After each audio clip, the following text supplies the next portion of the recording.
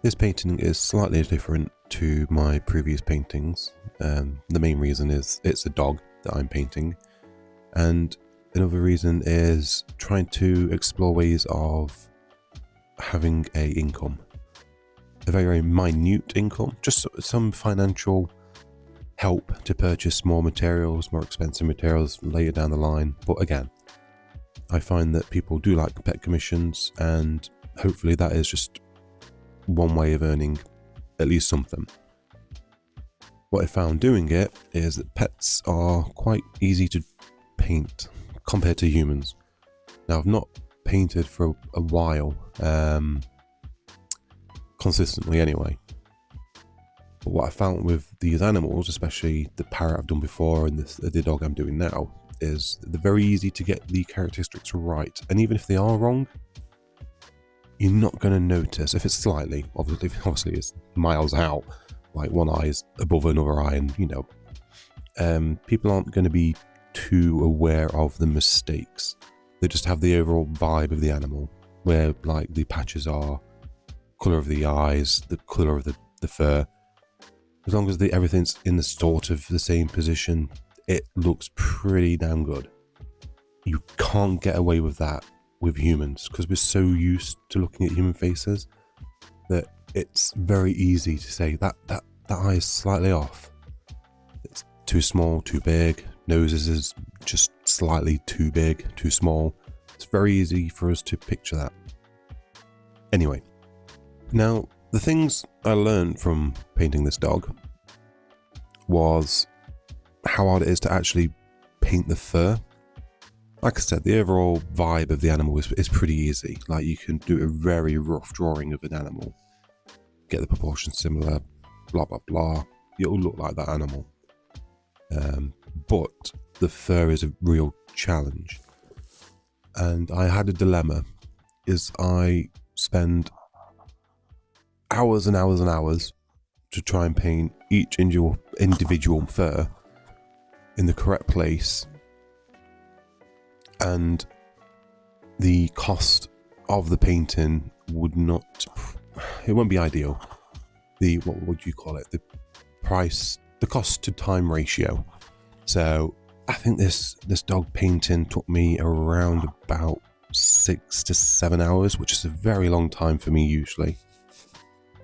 I usually do paintings in half that. Maybe I should address that. Maybe I should spend more time on paintings. But if it went on for 20, 30, 40, and you're only charging like £150 per painting, it gets to the point of, what is the point? You're spending so much time doing that, it's taken away from your other paintings, and it's just not worthwhile. So I tried to figure out how to paint the fur, and I think that's what took so long. It might have even been more than 6 hours. I think it might have been longer, maybe towards 8. It was getting the fur correct was the main struggle. And what I found are these things really, is that you paint underneath the fur first, where at the start I tried to paint the fur as it is. So you have that dark undertone, and then you add the highlights of the fur, and then you've add the highlights onto that fur, and then build up the layers. Is what I found, and what works at the end. The other is to paint clumps rather than individual strands of hair. Is try and paint clumps, as you can see in the background now, just with one stroke of the brush. And that seemed to work. Again, this all needs refinement and work. The more I do it, the more I will learn from it. And it was a worthwhile thing to do. It was quite a big painting for me anyway. And that factored into it as well, the time. But overall, it came out actually really good. The face is really good. It's just the fur is something, like I said, needs work on, needs more refinement, and potentially even more time. Which then it brings to the point of, is it worth that time? Do I need to charge more? Which I don't think I can do. But anyway, it turned out really well. Really enjoyed it, and I'm actually looking forward to doing more. It's not something I'll just do off the bat, like, oh, I'll paint a dog today. I'll have to like have that commission to do it, and I look forward to doing it. But yeah, overall, really good. Really love his face, sorry, and again, hope to do more. So I've learnt a lot.